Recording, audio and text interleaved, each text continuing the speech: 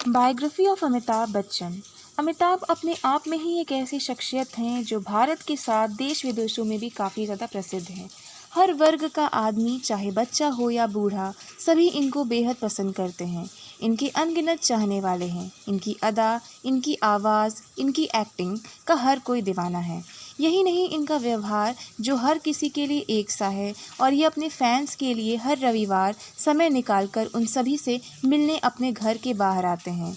इनको बॉलीवुड का किंग या शहंशाह तथा महानायक जैसी उपाधियां भी दी गई हैं।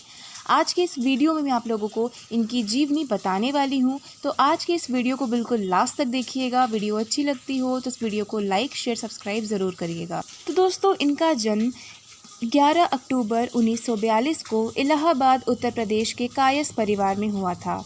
इनके पिता हरिवंश राय बच्चन एक बहुत बड़े और प्रसिद्ध कवि थे। हरिवंश राय बच्चन की पहली पत्नी श्यामा बच्चन थी, जिनकी टीबी नाम की बीमारी से मौत हो गई थी। इनकी दूसरी शादी तेजी सूरी नाम की एक लड़की से हुई, जो कि एक पंजाबी महिला थी।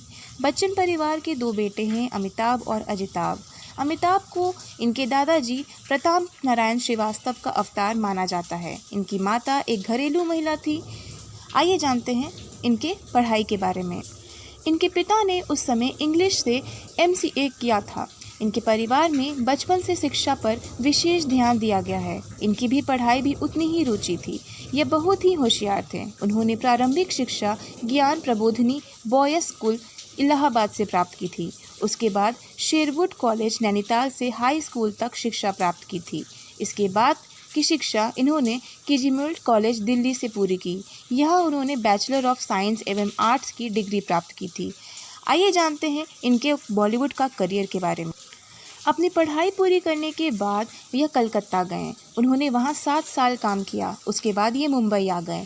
आज से लगभग 50 साल पहले काम की तलाश में वह सपनों के शहर मुंबई आए थे।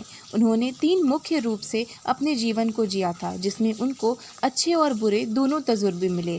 खास तौर पर इन्होंने फिल्म में काम किया। उसके बाद टेलीविज़न में, फिर कुछ समय राजनीति में सक्रिय रहे।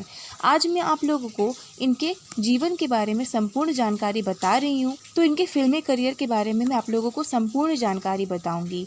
इन्होंने सन 1969 से बॉलीवुड में कदम रखा। उन्होंने यहाँ का माहौल देखकर कहा, मैं यहाँ फिल्मों में काम की तलाश में आया था, पर शुरुआत में तो यह एक मैदान की तरह लगा। उन्होंने सन 1969 में सबसे पहले भुवन शोम नाम की एक फिल्म में अपनी आवाज़ तजुर्बे मिले। खास तौर पर इन्होंने फिल्म में काम किया। उसके बाद टेलीविज़न में, फिर कुछ समय राजनीति में सक्रिय रहे। आज मैं आप लोगों को इनके जीवन के बारे में संपूर्ण जानकारी बता रही हूँ। तो इनके फिल्मी करियर के बारे में मैं आप लोगों को संपूर्ण जानकारी बताऊंगी। इन्होंने सन 1969 से बॉलीवुड में कदम रखा। उन्होंने यहाँ का माहौल देखकर कहा, मैं यहाँ फिल्मों में काम की तलाश में आया था, पर शुरुआत में तो यह एक मैदान की तरह लगा। उन्होंने सन 1969 में सबसे पहले भुवन शोम नाम की एक फिल्म में अपनी आवाज़ दी थी। इस फिल्म को कई अवार्ड्स मिले थे।